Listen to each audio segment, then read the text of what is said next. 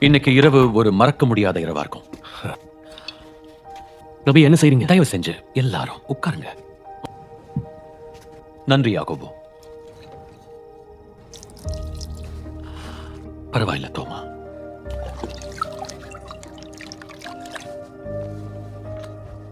யூதாஸ், ரவி, இது உன்னோட முறை.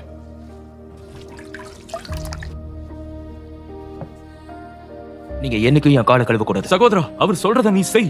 நான் உன்னை கழுவலன்னா என்கிட்ட உனக்கு பங்கு இல்ல. நீங்க என்ன போதகரனும் ஆண்டவரனும் கூப்பிடுறீங்க. நீங்க சொல்றது சரிதான். ஆண்டவரும் போதகரும் ஆகிய நானே உங்க கால்களை கழுவினேன்னா அப்போ நீங்களும் ஒருத்தர் கால்களை கழுவணும்.